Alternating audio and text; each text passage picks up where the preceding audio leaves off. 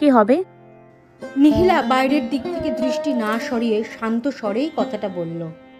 তোকে এমন কেন লাগছে? নিহিলা একটা দীর্ঘশ্বাস ফেলল।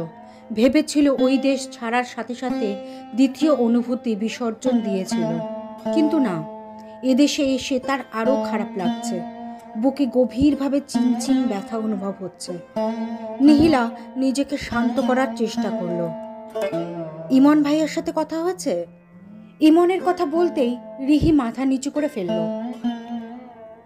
নিহিলা অন্ধকারেও বুঝতে পারল রিহির মুখশ্রী লজ্জায় রাঙা হয়ে গিয়েছে। রিহি হ্যাঁ সূচক মাথা নাড়ল। নিহিলা রিহির দিকে তাকালো। কেমন অদ্ভুত সুন্দর দেখাচ্ছে মেয়েটাকে। প্রেমে পড়লে বুঝি এমনই লাগে? রিহির জন্য খারাপ লাগবে। নিহিলা মলিন শ্বাস ফেলে বাইরের দিকে দৃষ্টি দিল। রিহি নিহিলার দিকে তাকালো। ঘরে আলো জ্বলছে না, কিন্তু বাইরে থেকে টুকটাক আলো এসে ব্যালকনিতে পড়ছে। পূর্ণিমার তীর্যক আলো এসে সোজা নিহিলার মুখের ওপর পড়েছে। রিহি তাকালো। নিহিলার চেহারা আগোছালো, শান্ত, নির্জীব। এমন নির্জীব দেখাচ্ছে কেন তোকে? নিহিলা হাসার চেষ্টা করলো।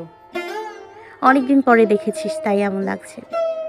রিহি জবাব দিল না, নিহিলার দিকে তাকিয়ে রইল। ওকে অরিন কিছু হলেও বলেছে। ও জানে নিহিলা এইসব ভেতর থেকে সরিয়ে দিতে চাইছে, তাই কাউকে না বলে নিজেই কষ্ট পাচ্ছে। আচ্ছা সাফাত, ভাইরা এখানে থাকে না? আসার পরে একবারও দেখলাম না। নিহিলার কথায় রিহি তাকালো। সে জানে নিহিলা কথা ঘোরাচ্ছে, কিন্তু এটাও তো তার জন্য কষ্টকর। রিহির জবাব দিতে দেরি হতে দেখে নিহিলা হাসলো। ভাবিস না কষ্ট থেকে জিজ্ঞেস করছি। আমি ভুলে গেছি এসব। মাঝখানে 4 বছর কেটে গেছে। তোর কি মনে হয় আমি এখনো এসবে পড়ে আছি? নিহিলার কথায় রিহি মলিন শ্বাস ফেলল। সাপাত ভাই আর আগের সাপাত ভাই নেই রে নিহি। বড় বাবা আলাদা করে দেওয়ার 3 মাসের মাথায় ডিভোর্স হয়ে গেছে। এখন সাপাত ভাই একাই থাকে, বাড়িতেও আসে না। ভাইয়ের সাথে কথা তো দূরের কথা, চোখেও দেখা দেখিয়েছি আজ থেকে প্রায় 2 বছর আগে। পরিবারের সাথেও তেমন একটা কথা হয় না। ও এখানে আসে না। জানি না আমার ভাইটা কেমন আছে। আমার মাঝে মাঝে কি মনে হয় জানিস? নিহিলা থমকালো। এত কিছু হয়ে যাবে সে সেটা কোনো দিন কল্পনাতেও আনেনি। সে নিজেকে শান্ত করে রিহির জবাব দিল। কি মনে হয়? আমার মনে হয় সাপাত ভাই বিয়ের নতুন বছরের সূচনা দ্বন্দ্ব ভুগছিল। কারণ মিলি মেয়েটা ভাইয়াকে হাত করে নিয়েছিল শুধুমাত্র সম্পদের জন্য। ভাই একমাত্র ছেলে ছিল, এতদিন ব্যবসা ছিল, এই সব কিছু জেনে বুঝে ভাইয়ার সাথে সম্পর্ক করেছিল। কিন্তু আমার বোকা ভাইটা বুঝতেও পারেনি যে কোনটা হীরা আর কোনটা নকল। দরজা ধাক্কানোর শব্দে রিহি থামল। দরজার ওই পাশ থেকে রাহেনা বেগমের কণ্ঠ শোনা যাচ্ছে। রিহি খেয়াল করলো। এই দেখ, আমাকে রাতে খাওয়ার জন্য তোকে ডাকতে পাঠিয়েছিল, আর আমিও গল্প লেগে গেছি, একদম মাথা থেকে বেরিয়ে গেছে। আয় চলে। নিহিলা রিহির সাথে পা বাড়ালো।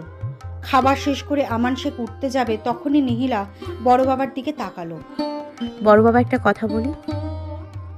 আমান শেখ টিস্যুতে হাত মুছতে মুছতে নিহিলার দিকে তাকিয়ে হাসলো। একটা কেন, যতটা ইচ্ছে বলো, অনুমতি নেওয়ার কি আছে? নিহিলা নিজেকে শান্ত করে প্রস্তুত করলো। তুমি সাফাত ভাইকে মেনে নিয়েছিলে, যদিও বা চাপে পড়ে, কিন্তু ফুপিকে কেন মেনে নাওনি? এটা কৈফিয়ত না, শুধু জিজ্ঞেস করছি। যদি শাস্তির কথা বলো, তবে পরিবার ছাড়া এতগুলো বছর উনি বাইরে আছেন, এটা ওনার জন্য অনেক বড় শাস্তি। ওনাকে দেখতাম প্রায় সময় মন খারাপ করে থাকেন। আদরের বোনের সাথে যোগাযোগ না রেখে শুধু তুমি কষ্ট পাচ্ছ যে তা না, ফুপিও পাচ্ছে অনেক। আমার একটা অনুরোধ রেখো, মেনে নাও প্লিজ। আমান শেখের এতক্ষণ থাকা হাস্যোজ্জ্বল মুখটা মুহূর্তের মধ্যে নির্জীব হয়ে গেল। তিনি চুপ হয়ে রইলেন। নিহিলা তাকিয়ে রইল। ঘরে থাকা প্রতিটি সদস্যের দৃষ্টি আমান শেখের দিকে। বেশ কিছু সময় পরে আমান শেখ মাথা তুলে নিহিলার দিকে তাকালেন। রিনা আমাকে চিনে উঠতে পারেনি, আমার কাছে সরাসরি এসেছে, ফোনে যোগাযোগ করার চেষ্টা করেছে। সে যদি কাছে আসতো আমি তাকে ফিরিয়ে দিতে পারতাম।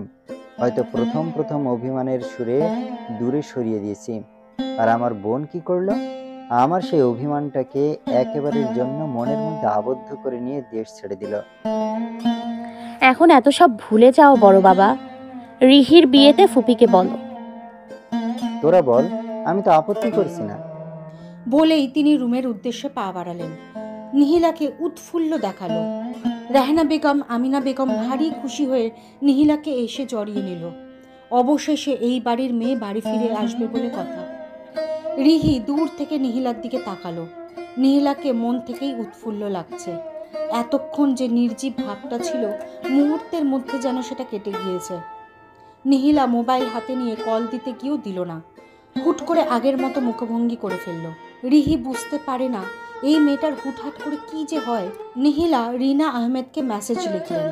মিনিট দুয়েকের মাঝে রিনা আহমেদের কাছ থেকে কল আসলো। বেশ কিছু সময় কথা বলে শেষ পর্যায়ে নিহিলা নিজেকে শান্ত করে রিনা আহমেদের উদ্দেশ্যে বলল, পরের সপ্তাহে রিহির বিয়ে।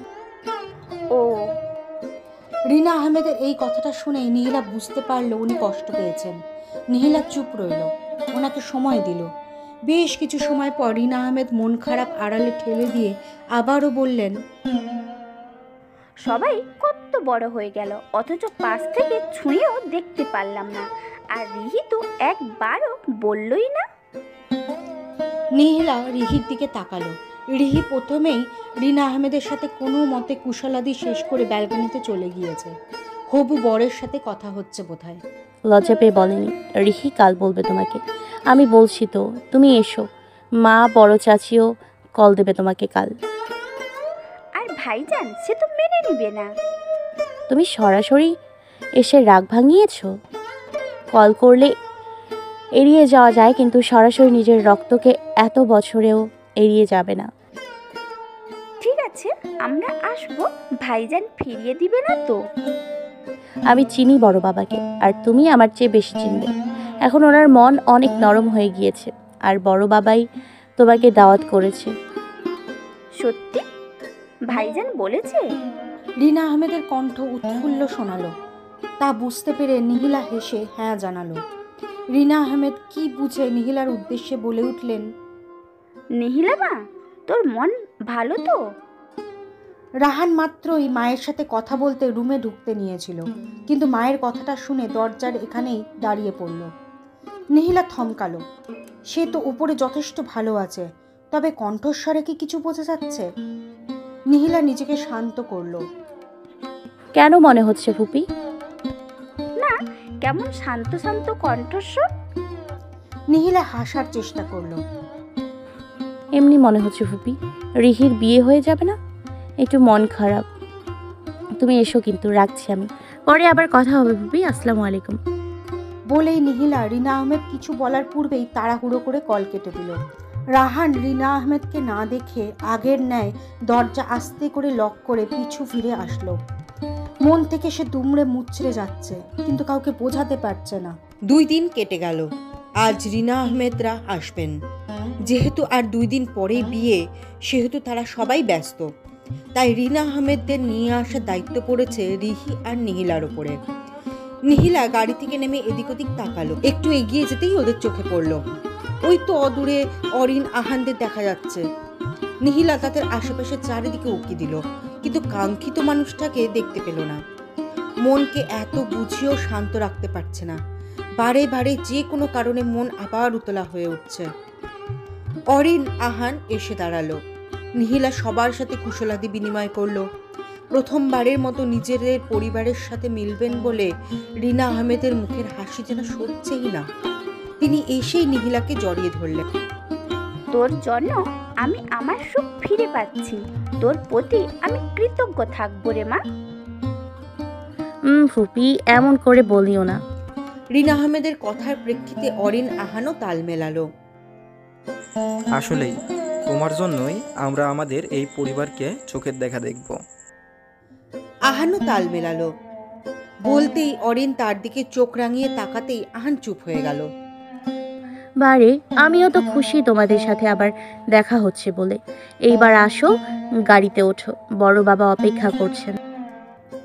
বলতেই তারা সবাই গাড়িতে উঠে পড়তেই নিহিলা উঠতে নিল। সে গাড়ির দরজা খুলে ভেতরে ঢোকার আগেও পেছনে আরেকবার তাকালো। তার মনে হচ্ছে মানুষটা আসবে, এসেই রিনা আহমেদের দিকে তাকাবে, রিনা আহমেদকে জিজ্ঞেস করবেন। কি রে, তোর এতক্ষণ লাগলো কেন? জবাবে মানুষটা শীতল কণ্ঠে জানালো, এই তো সবকিছু সেটিং করতে আটকে পড়েছিলাম।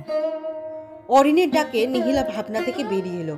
আসার পর থেকে নিহিলার এভাবে আশেপাশে তাকানো দেখে অরিন আহান দুজনেই কিছুটা হলেও বুঝতে পেরেছে। কি রে, গাড়িতে উঠে পড়। হ্যাঁ। হ্যাঁ সূচক মাথা নেড়েই নিহিলা গাড়িতে উঠে বসলো। তার মন হুট করে কেন জানি খারাপ হয়ে গেল, অথচ তার আরও খুশি হবার কথা, কিন্তু সে খুশি হতে পারছে না কেন? বাড়িতে এসে রিনা আহমেদ আমান শেখকে সালাম করতেই তিনি বোনকে জড়িয়ে নিয়ে কেঁদে দিলেন। কেউ এটা কল্পনাও করেনি, রিনা আহমেদ নিজেও করেননি। এরপর আমান শেখ অরিন আহান দুজনকেই কাছে টেনে নিলেন। এতক্ষণে নিহিলার কাঙ্ক্ষিত প্রশ্নটি আমান শেখ করল। তোর বড় ছেলে কই? ভাইজান ওর কাছে আছে, তাই ফ্লাইট একসাথে পড়েনি। 2 দিন পর হলেও আসতে হল। জি ভাইজান। নিহিলা হলুদ সবুজ মিশ্রণের শাড়ি পরেছে। যতই অন্য রঙগুলো সুন্দর লাগুক, গায়ে হলুদের জন্য এই রঙগুলোই মানানসই লাগে। অরিনকেও পরিয়ে দিয়েছে। ও শুধু ঘুরে ফিরে নিজেকেই দেখছে, কারণ প্রথমবারের মতো শাড়ি পরা। রিহিকে সবাই হলুদ লাগাচ্ছে। নিহিলা নিজেকে গুছিয়ে নিয়ে ডালা নিয়ে যাওয়ার সময় রিনা আহমেদ ডাক দিলেন, নিহি, ডালাটা আমাকে দে। তুই এই কফিটা একটু রায়হানকে দিয়ে আয় তো। মা, আমাকে ভাইজান ডাকছে। নিহিলা কফির কাপটা নিল। তার ইচ্ছে করছে না বারবার ওই মানুষটার সামনে পড়তে। অবশ্য আসার পর থেকে আরেকবারও দেখা হয়নি। নিহিলা সামনে যায়নি। এখন কফির কাপটা দিতে গিয়ে যদি দেখা হয়ে যায়, কিন্তু মুখের ওপর জবাব দেওয়া অভদ্রতা, সেজন্যই নিহিলা কাপটি অনিচ্ছা সত্ত্বেও নিয়ে নিল। রাহান ভাই দুপুরের পরপরই এসেছিলেন। উনিও আর রুম থেকে বের হয়নি, বিধায় নিহিলার অস্বস্তি কম লেগেছে। কিন্তু এক মনে অস্বস্তি কমলেও আরেক মনে উনি কি করছেন সেটাই দেখতে ইচ্ছে করছে। পাশ দিয়েই অরিন মোবাইল কানে দিয়ে যেতেই নিহিলা ডাক দিল, অরিন, এটা তোর বড় ভাইয়ের জন্য, দিয়ায়। ঠান্ডা হয়ে যাচ্ছে, তোর জন্য তো ওই রুম নিষিদ্ধ না, তুই যা। বলেই সে সিঁড়ি বেয়ে চলে গেল। রিহির বিয়ের সব আয়োজন ছাদে হচ্ছে বিধায় মানুষজন তেমন একটা নেই। নিহিলা এগিয়ে গেল। দেরি করলে চলবে না, তার উপরে যাওয়া লাগবে। সে রাহানের রুমের দরজার ফাঁক দিয়ে একটু দেখার চেষ্টা করলো। না, দরজা বন্ধ। সেইবার যে কথা হলো এরপর এই প্রথম দেখবে, কিন্তু মনে ভীষণ অস্থিরতা ঘিরে ধরেছে। মনে হচ্ছে যেন কতগুলো মাস মানুষটাকে দেখেনি। নিহিলা দরজার সামনে দাঁড়িয়ে রইল। পরক্ষণেই নিজেকে সামাল দিল। সে কেন এত আড়ষ্ট হচ্ছে? এখন কি করবে? টোকা দেবে নাকি ডাকবে? সে ঠোকা দিল। পরপর 2 বার ঠোকা দিতেই নিহিলার মুখশ্রী তেতো হয়ে গেল। রাহান দরজা খুলেই স্বাভাবিক ভঙ্গিতে আবারও ল্যাপটপ দেখার স্থানে বসে পড়ল। তা দেখে কফির কাপ নিয়ে দাঁড়িয়ে থাকা নিহি গুটিয়ে গেল। মানুষটা এতগুলো দিন পরেও দেখে এমন ভাব করছে যেন প্রতিদিনই দেখা হয়। নিহিলা তাকালো। তার এমন ভাব দেখে মনে হচ্ছে নিহিলার এখানে আসাটা স্বাভাবিক। আপনার কফি। রাহান এক পলক কফির দিকে তাকিয়ে ল্যাপটপের স্ক্রিনে দৃষ্টি দিল। আমি ধোয়া ওঠা ছাড়া খাই না, তুমি অলরেডি ঠান্ডা করে ফেলেছ, আবার বানিয়ে নিয়ে এসো। বলেই রাহান নিজের কাজ করতে লাগলো। নিহিলা রাগী দৃষ্টি নিক্ষেপ করে রাগী স্বরে কিছু বলতে নেবে, সে সময় রাহান একবার মুখ তুলে তাকালো। তা দেখে নিহিলা মুহূর্তের মধ্যে বোকা বোকা চাহনি দিয়ে হাসার চেষ্টা করলো। আসলে শাড়ি পরে এসব উপরে ওরা ডাকবে আমাকে। তো পড়েছো কেন? মানে আমার বোনের বিয়ে আর আমি শাড়ি পরবো না? বারণ করেছে কে? নিহিলা বিরক্ত হলো। আশ্চর্য তো, এই কফি বানানোর দায়িত্ব আমার না। নিহিলার কথায় রাহান ভ্রু কুঁচকে গম্ভীর স্বরে বলল, আমি না হয় অতিথিদের সামনে খারাপ ব্যবহার করি, কিন্তু তোমারও তো এমন কিছু করো জানা ছিল না। নিহিলা মুহূর্তের মধ্যে শান্ত হয়ে গেল। আসলেই তো তাদের বাড়িতে অতিথি এসেছে, সে কিভাবে সামান্য কফির জন্য এভাবে ব্যবহার করছে। নিহিলা পিছু ফিরে গেল। তা দেখে রাহানের ঠোঁটের কোণা প্রশস্ত হলো। বেশ কিছু সময় পর নিহিলা ধোঁয়া ওঠা কফি নিয়ে ফিরে গেল। সে এসে দাঁড়াতেই রাহান ওইভাবেই আগের ন্যায় কাজ করতে লাগলো। তা দেখে নিহিলা এগিয়ে রাহানের সামনের টেবিলটাতে কফি রেখে দিতে যেতেই রাহান গম্ভীর কণ্ঠে শুধালো, তোমাকে রাখতে বলেছি। নিহিলার এবার রাগ চড়ে গেল। সে বেশ রাগী কণ্ঠে শুধালো,